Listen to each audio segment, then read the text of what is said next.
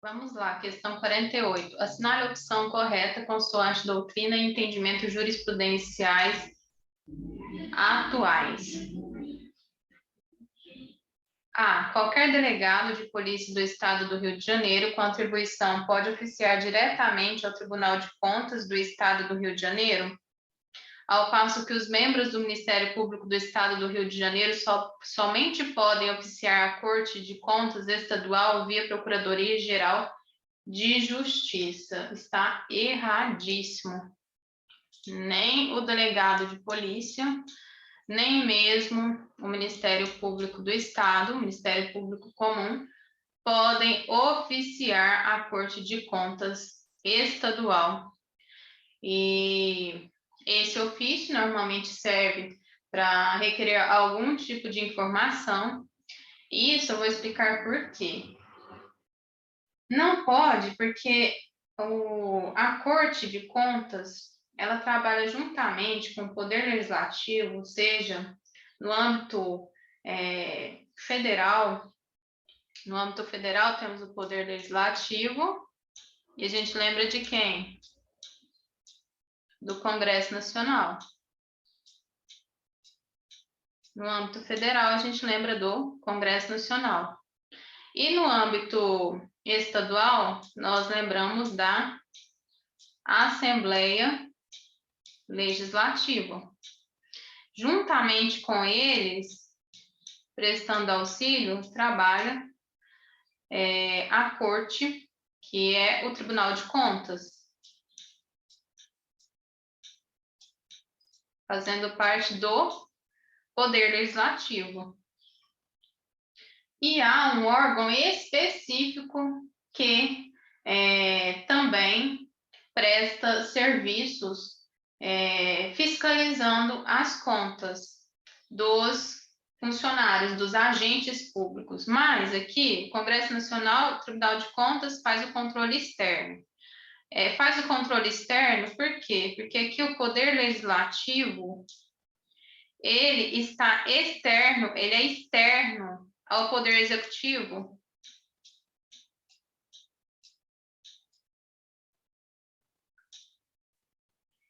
Então, esses poderes do Poder Legislativo, seja o Congresso Nacional e o TCU, no âmbito da União, ele vai o quê? Fiscalizar as contas do presidente.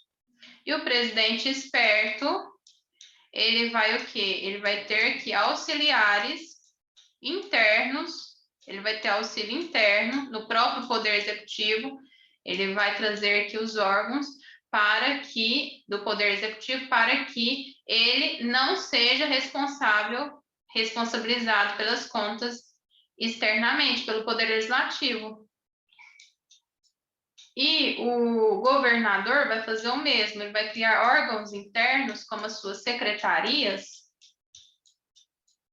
fazer concursos aqui para auditores, para que ele se proteja, não é porque ele queira um controle, é porque se ele não fizer isso, ele vai ser responsabilizado externamente pelo Poder Legislativo. Então, o Poder Executivo tem um controle interno, o controle interno das suas contas. Porque se ele não fizer esse controle interno, o que vai acontecer? Ele vai ser responsabilizado pelo controle externo do Poder Legislativo. E a quem cabe esse controle externo? Vamos à Constituição. O controle externo fica a cargo de quem? Do Congresso Nacional, e será exercido com auxílio do Tribunal de Contas da União. Isso aqui é a Constituição Federal, mas temos a Constituição Estadual, que o controle externo ficará a cargo da Assembleia Legislativa com auxílio do Tribunal de Contas do Estado. Então, aqui, o que eles querem evitar? Eles querem evitar interferências externas, principalmente um controle do Poder Executivo. Por quê? Devido aqui uma separação de poderes. Então, imagina que um delegado de polícia que participa aqui, quer dizer, o delegado de polícia, qual que é a delegação de poder? Está aqui, ó, no governador. Então, o poder do delegado de polícia, ele provém do próprio governador. E aqui tem delegado de polícia. Então, não tem nenhum sentido de falar que o delegado de polícia que participa de um poder que é delegado pelo próprio governador, esse poder de polícia, que ele poderia oficiar diretamente, não poderia nem oficiar, muito menos diretamente o Tribunal de Contas. A gente pensa aqui que, no máximo, que ele poderia fazer alguma denúncia de alguma irregularidade de contas, mas oficiar o Tribunal de Contas do Estado de forma alguma. O Ministério Público comum já não pode fazer isso. Então, aqui, para o Ministério Público, eu falo Ministério Público não comum, mas o especial, o Ministério Público de Contas, já foi aqui um litígio imenso para que ele conseguisse oficiar o Tribunal de Contas. E isso a gente vê no julgado,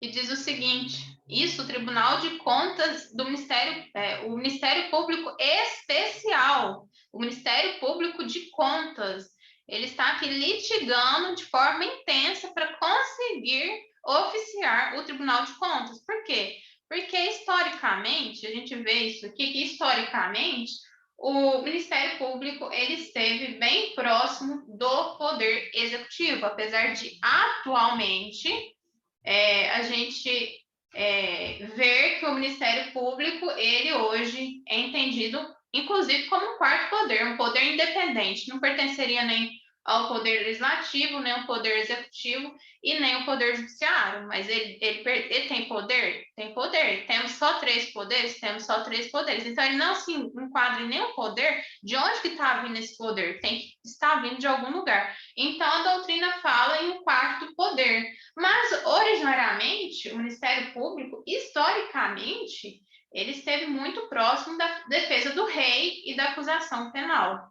Então, hoje, essa nova configuração ainda está em aprimoramento. Então, se ele estiver próximo do Poder Executivo, ele não poderia, de forma alguma, submeter o Tribunal de Contas a uma submissão, fazer algum requerimento aqui ao Tribunal de Contas. Por quê? Porque o Tribunal de Contas ele estaria junto ao Poder Legislativo e isso ocasionaria a uma submissão de poderes. Então, como ele esteve aqui historicamente muito próximo do Poder Executivo, ainda há aqui essa discussão toda se o Ministério Público Comum não tem essa questão por conta de ausência de prerrogativa funcional. E isso ele não pode fazer. Então, ele não pode oficiar diretamente o Tribunal de Contas. Mas aí surge um Ministério Público especial, Ministério Público de Contas, para que essas contas aqui também sejam fiscalizadas. E o próprio Ministério Público de Contas, surge aqui um litígio enorme para que ele consiga oficiar o Tribunal de Contas do Estado. E ele é um Ministério Público especial. Então, a todo momento, nessa decisão, é falado: olha, nós somos um Ministério Público especial, nós não nos confundimos com o Ministério Público comum. E aí, com esse litígio todo aqui, nesse julgamento,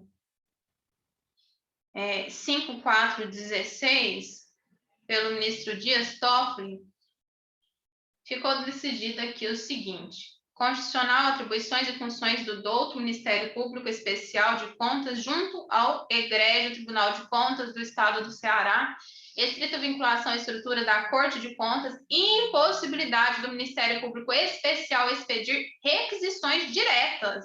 Isso, o Ministério Público Especial, Ministério Público Especial, nem estamos falando aqui do Ministério Público Comum. Ministério Público Especial, expedir requisições diretas a gestores e administradores públicos sob cuja guarda e responsabilidade se acham bens, valores e ou dinheiros públicos. Orientação jurisprudencial do Colendo STF, inclusive em ADINS. A relevante e indispensável atuação funcional do Ministério Público Especial junto ao Tribunal de Contas do Estado do Ceará, órgão ao qual compete escrutinar os atos de gestão pública, se confunde imediatamente com a própria função exercida pelo TCE. Quer dizer, eles estão falando aqui, olha, ele não participa aqui de um poder executivo, quer dizer, ele está requerendo aqui algumas informações devido a ele se confundir com o próprio Tribunal de Contas do Estado. Então, ele mesmo se confunde, quer dizer, ele também presta auxílio ao Poder Legislativo. É mais ou menos isso que ele está querendo dizer. Então, por se confundir aqui, confunde imediatamente com a própria função exercida pelo TCE nos processos de fiscalização de contas públicas e de responsabilização de seus gestores. Tal função, bem como as prerrogativas que lhes são inerentes, pertencem somente à respectiva Corte de Contas, conforme previsões constitucionais expressas no artigo 71, inciso 2 e 4 e 75 caput da Carta Magna, não sendo compartidas com o Ministério Público Especial. O acesso a informações sobre custódia dos agentes públicos sujeitos a controle externo depende de instauração de procedimento devidamente regulamentado no âmbito do respectivo Tribunal de Contas, não se admitindo a requisição autônoma feita por membro do Ministério Público Especial. Isso, Ministério Público Especial, Ministério Público de Contas. Eles estão aqui falando, olha, se vocês são aqui do Ministério Público de Contas, vocês não podem requerer diretamente, oficiar diretamente o Tribunal de Contas. Então, muito menos o Ministério Público Comum do Estado do Rio de Janeiro. Muito menos o delegado de Polícia Civil, delegado de Polícia do Estado, que pertence aqui, que tem um poder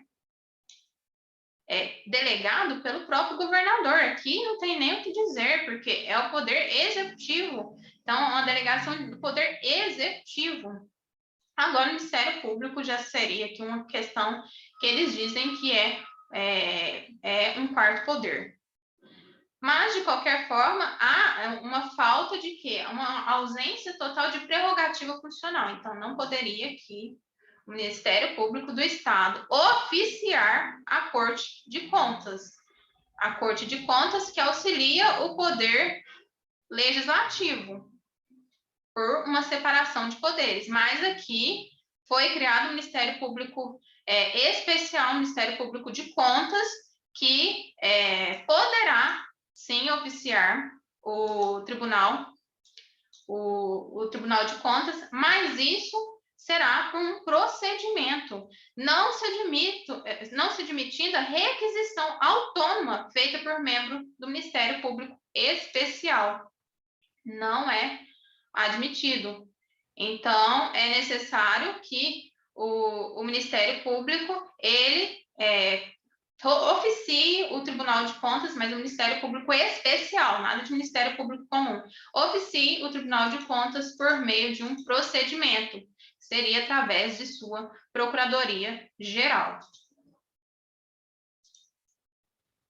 Então, vamos terminar de ler isso. Sob pena de se admitir a usurpação de competências e a sobreposição de medidas de vigilância, dificultando ou mesmo inviabilizando o controle judicial de eventuais abusos e irregularidades cometidas nesse exercício.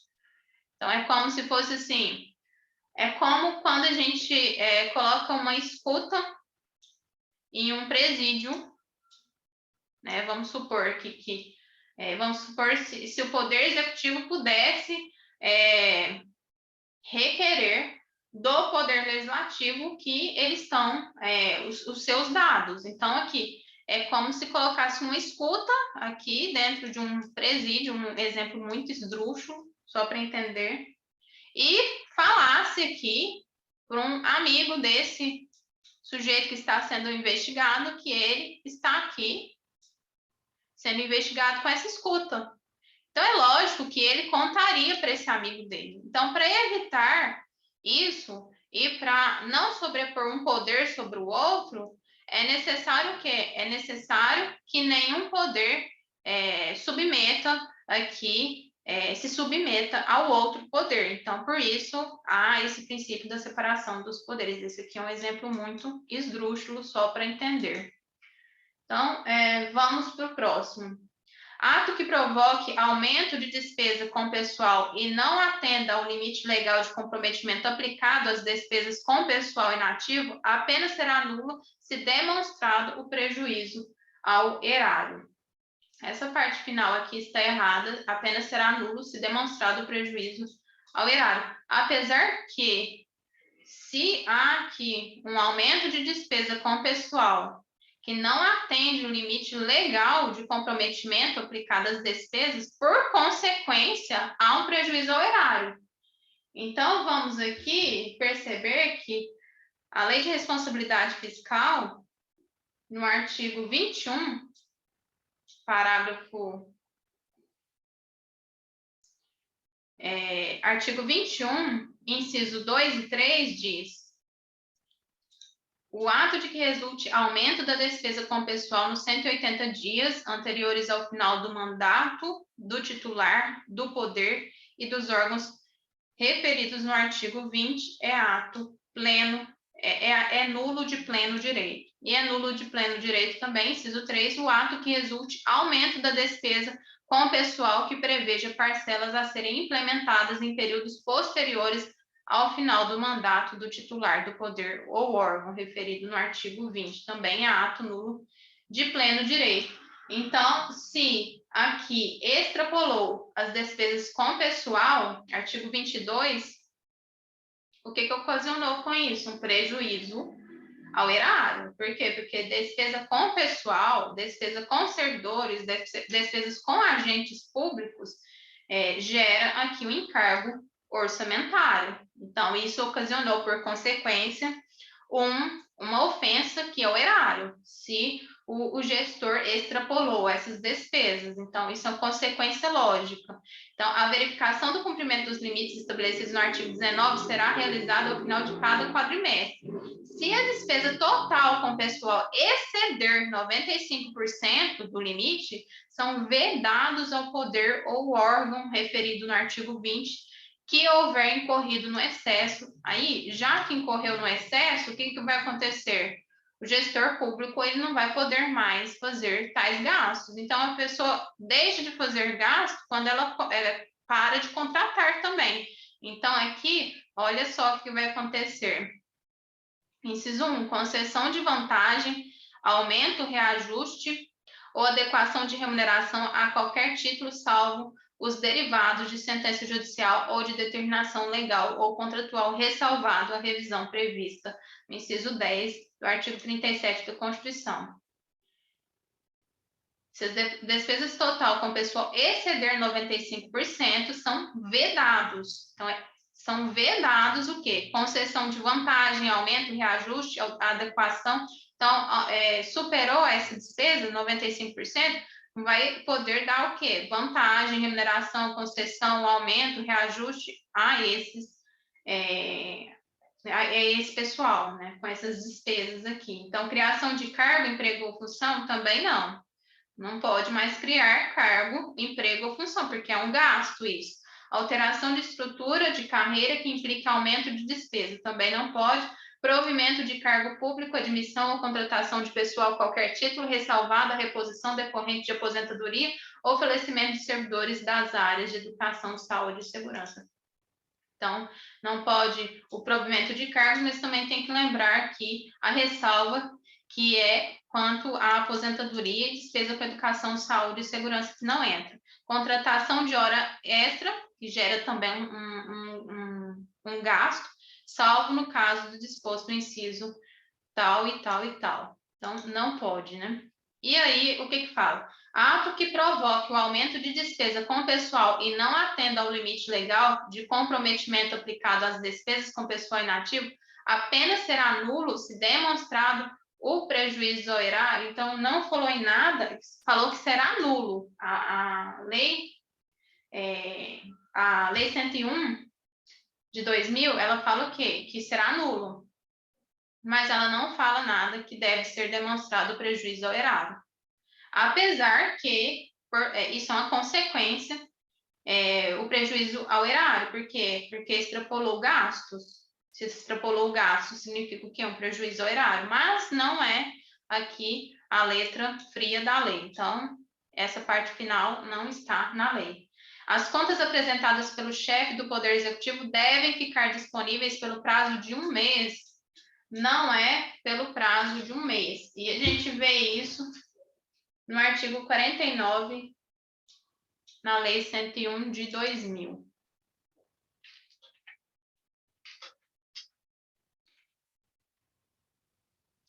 Ficarão disponíveis durante todo o exercício. Fala que aqui só 1 mês, então não pode. Errado. O Poder Legislativo pode rejeitar as contas apresentadas por chefe do Poder Executivo. Perfeito. Controle externo, independentemente de fundamentação. Errado. E a gente vê isso na própria Lei de Introdução ao Direito, a LINDB, interpretação das normas sobre gestão pública. Na interpretação de normas sobre gestão pública serão considerados obstáculos, as dificuldades reais do agente público e as exigências das políticas públicas e seu cargo, sem prejuízo dos direitos dos administrados. Fora aqui que fala muito sobre a motivação e decisão das decisões aqui, no que tange as decisões administrativas. Apenas os partidos políticos e as associações estaduais são partes legítimas, não são somente esses. Inclusive, todos aqueles que fazem o controle interno por meio dos órgãos das secretarias no Poder Executivo, eles são, sim, responsáveis por avisar o Tribunal de Contas a respeito de qualquer irregularidade. Isso a gente vê também aqui na instrução normativa, ao realizar auditorias, instrução normativa 84 de 2020. Artigo 13, auditoria nas contas. Ao realizar auditorias nas contas dos responsáveis sob seu controle, os órgãos integrantes do sistema de controle interno deverão emitir relatório de auditoria e certificados de auditoria, estes contendo os pareceres do dirigente do órgão de controle interno responsável técnico pela condução da auditoria. O TCU deve manter comunicação constante com os responsáveis pelos órgãos e unidades que compõem o sistema de controle interno dos poderes da União, visando o aprimoramento de suas atuações relativamente às auditorias de conta. Então, inclusive, aqueles que fazem auditorias internas devem avisar o Tribunal de Contas sobre qualquer irregularidade. Então, é isso.